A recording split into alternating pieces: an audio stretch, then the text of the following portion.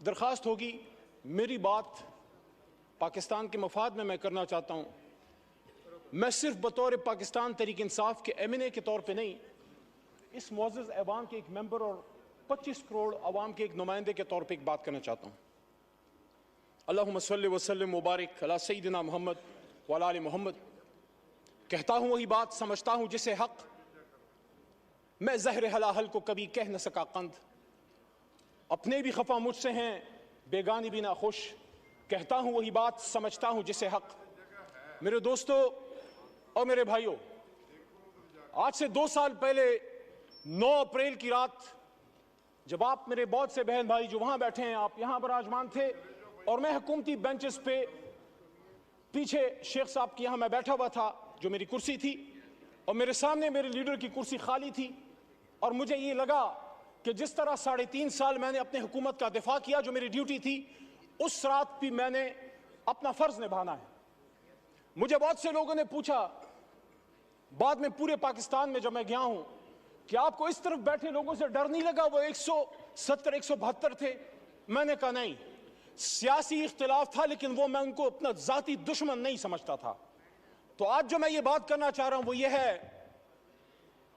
कि जब पिछले 2 साल की तरफ मैं मुड़ के देखता हूं तो मुझे वही कहानी, खुर्शीद शाह साहब आपकी भी तवज्जो चाहिए, आप मेरे कायदे हिज़्ब इख्तिलाफ रहे हैं, तो मुझे वही कहानी रेप्लिकेट होती नजर आती है जो आज से 50 साल पहले इस ऐवान के एक मुंतखब कायदे ऐवान को जब फांसी के तख्तेदार पे लटकाया गया। पाकिस्तान तो नहीं बदला, फर्क सिर्फ यह है कि कभी हथकड़ी डाल के नवाज शरीफ की तरह जहाज में बैठा के मुल्क से दरबदर कर दो, कभी बेनजीर भुट्टो की तरह, शहीद की तरह।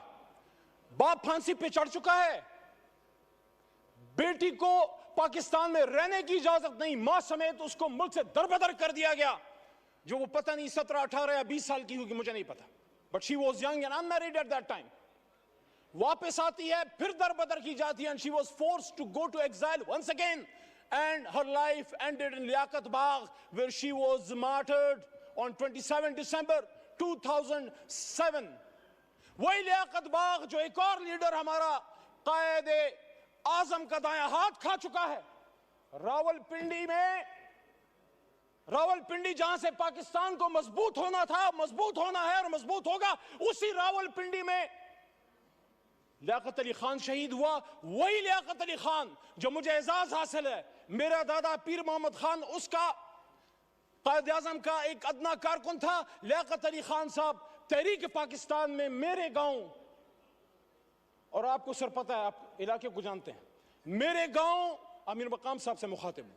ये सवात जब जाते हैं हाथियान और शिरगढ़ से आप गुजरते हैं मेरे भाई, मेरे गांव लियाकत अली खान साहब आए, मेरे घर में क़याम किया, सरदार अब्दुल रब नश्तर उनके साथ थे, और वहां से 47 में काफिले गए पाकिस्तान को आजाद करने के लिए। मिंटो पार्क, जिसको फिर बाद में वहां मीनारे पाकिस्तान बना, वहां पीर मोहम्मद साहब, गुलाम मोहम्मद खान लूखवाड़ और खैबर पख्तूनख्वा से मुस्लिम लीग के काफिले लेके गए। वही मेरे लीडर इमरान खान साहब के वालिद इकराम मुल्ला नियाजी भी वहां मौजूद थे। तो जब हम भी पाकिस्तान बनाने वाले हैं, आप भी पाकिस्तान बनाने वाले हैं, तो फिर बार बार क्यों हमें ये कहने की जरूरत पड़ती है कि निसार में तेरी गलियों के ए वतन जहां चली है रस्म के कोई नसर उठा के चले, जो कोई चाहने वाला तवाफ को निकले, नजर चुरा के चले, जिस्म जा बचा के चले। मेरे भाई तार और छोटा भाई बैठा है, मैं एहतराम करता हूं आपकी जमात की सियासी लीडरशिप की जदोजहद का जो अगर उन्होंने की है, लेकिन जहां हम इस बात को कंडेम करते हैं कि जब एक ताले आजमा परवेज मुशर्रफ ने एक मुंतखब वज़ीर आज़म जिससे हमें लाख इख्तिलाफ है, कभी मैं मुस्लिम लीग नून का ना वोटर रहा हूं, ना सपोर्टर रहा हूं, ना कारकुन रहा हूं, लेकिन हथकड़ी डाल के जब मुल्क बदर किया गया तो फिर आपसे भी एक्सपेक्टेशन है कि आपका भी लाख इख्तिलाफ होगा।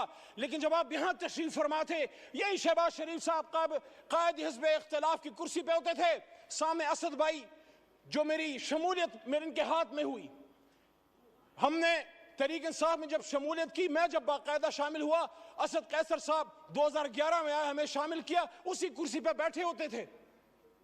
1996 में मेरे खानदान ने, जब चिराग निशान था, इमरान खान का बल्ला नहीं था, तब मेरे खानदान ने वोट किया है।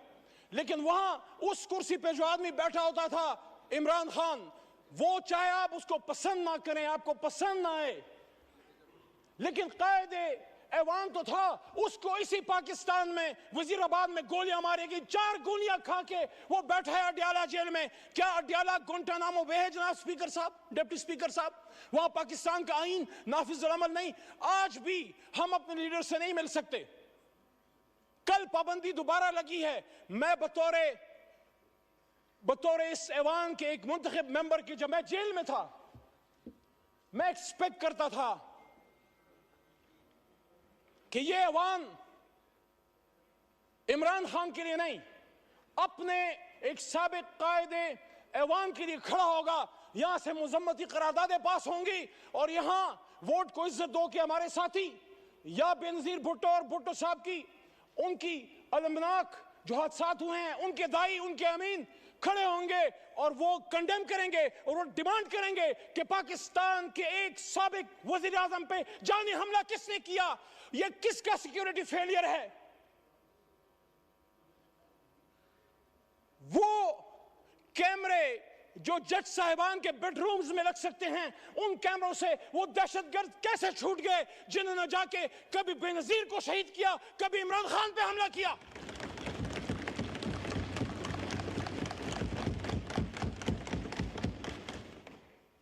पीछे कायद की तस्वीर लगा के, जनाब डिप्टी स्पीकर साहब, पाकिस्तान के मसले हल नहीं होंगे।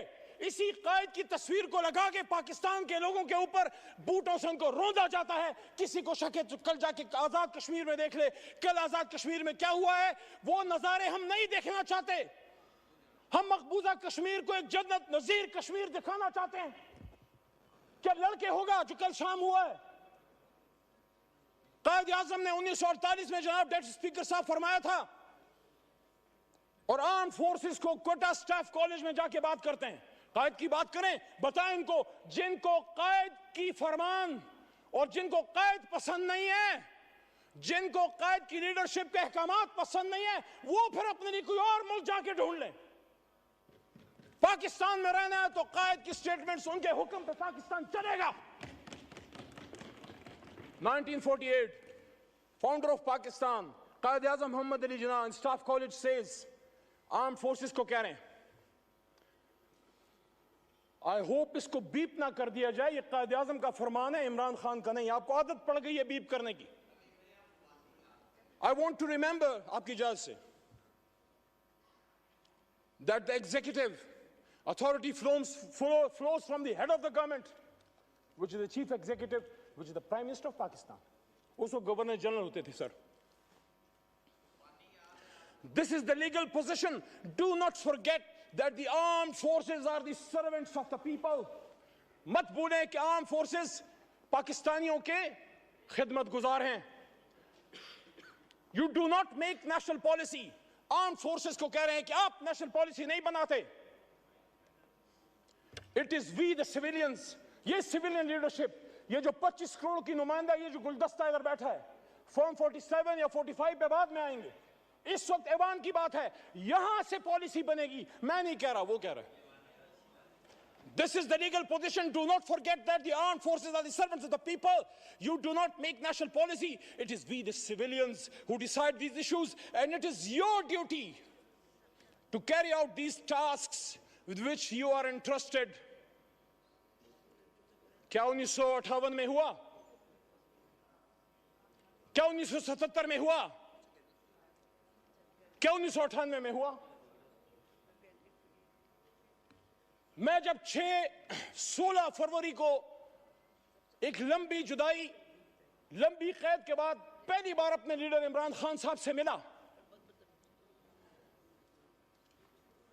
उनसे मैंने जब बात की, उन्होंने फतह मक्का मॉडल की बात की मेरे सामने जेल में, गोलियां खा के। और ये आमिर डोगर साहब, चीफ विप साहब इस बात के गवाह हैं, और हमारे साथ सरदार लतीफ खोसा साहब भी मौजूद थे, वो भी इस बात के गवाह हैं कि उन्होंने कहा कि जिस तरह हुजूर सल्लल्लाहु अलैहि वसल्लम की फरमूदात पे गैर मुस्लिमों ने अमल किया।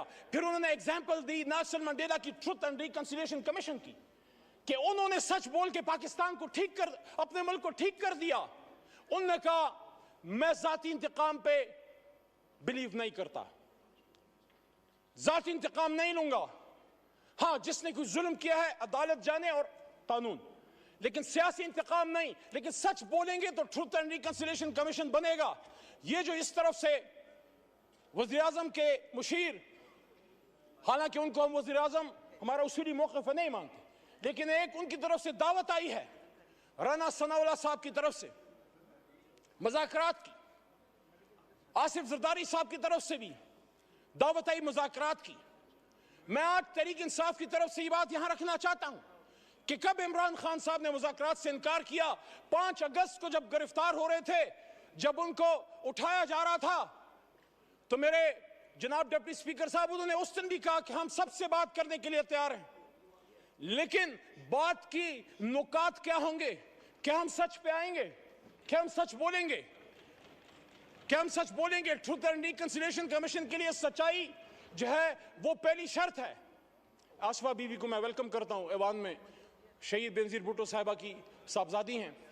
देखिए जनाब डिप्टी स्पीकर साहब, अगर हम समझते हैं कि पाकिस्तान को ठीक होना है तो फिर हम लोगों ने फैसले करने।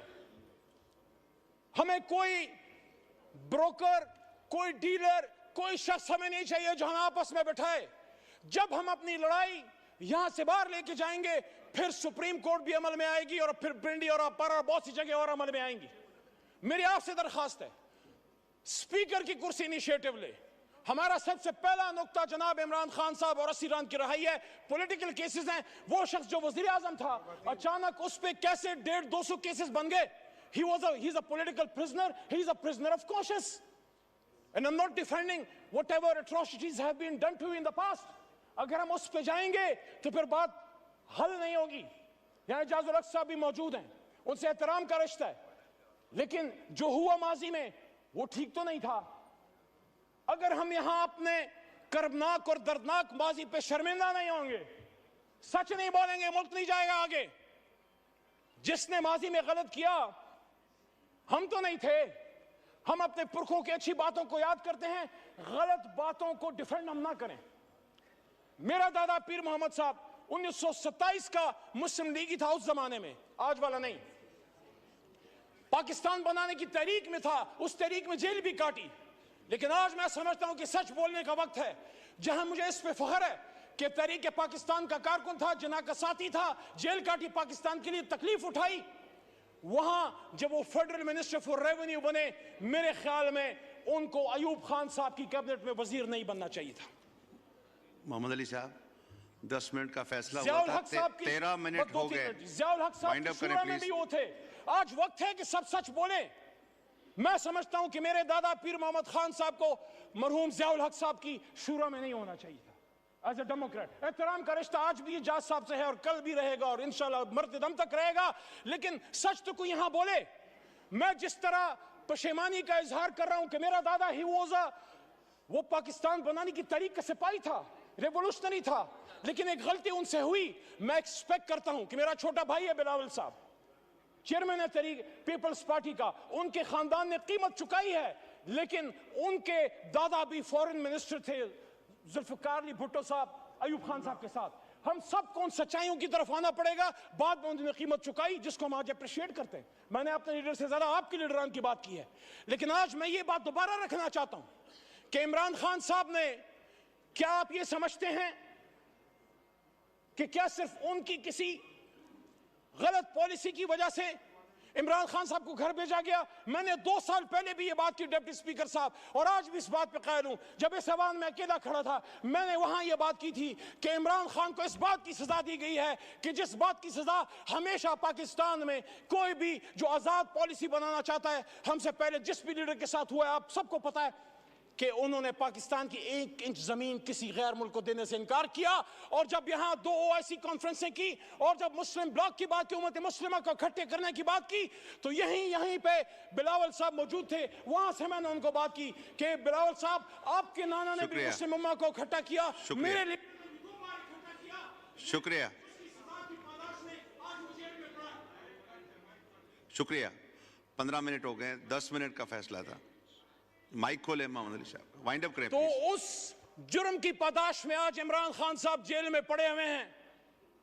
ये दाग दाग उजाला, ये शब गजीदा सहर, ये वो सहर तो नहीं जिसका इंतजार था, ये वो सहर तो नहीं। कायद आजम ने इसलिए कुर्बानी दी थी कि आज हमारे फैसले कोई और करेंगे, और वो कौन है? जब अपने लिमिट में रहेंगे हमारे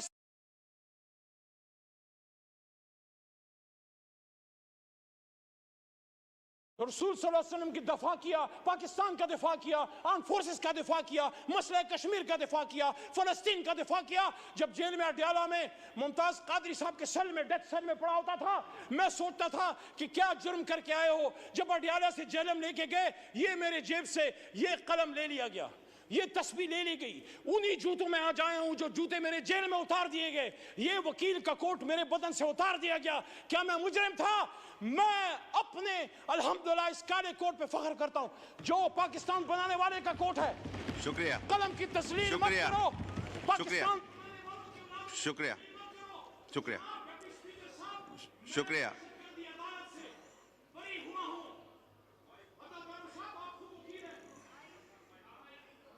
वाइंड अप करें, वाइंड अप करें मोहम्मद अली साहब जी, वाइंड अप करें प्लीज। मैं दहशतगर्दी अदालत मर्दान से बरी हुआ।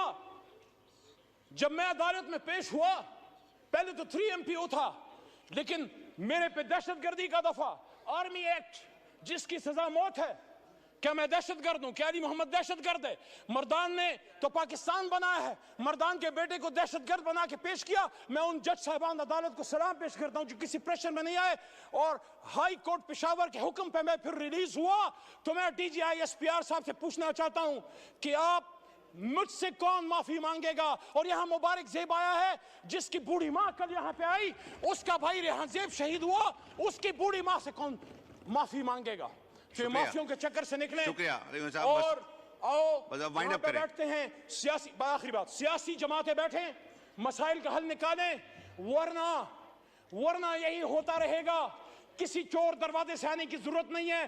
पिंडी जरूर जाएं, सिरी पाए खाने जाएं, गेट नंबर 4 से परहेज करें। आए तो अवाम की ताकत से आए, फॉर्म 47 पे ना आए। और जब भी आए, जब अवाम आपके पीछे होगी, पाकिस्तान आपके पीछे होगा, अल्लाह आपके पीछे होगा। और इसी बात के साथ जो मैंने 2 साल पहले की थी कि वकुल जाल हक़ व ज़ाक़ल बातिल इन्नल बातिल कान ज़हूक़ा, और कह दीजिए ए मेरे हबीब कि जब हक आता है तो बातिल मिटता है, और बातिल तो है ही मिटने के लिए। पाकिस्तान जिंदाबाद, पाकिस्तान की जमहूरियत जिंदाबाद।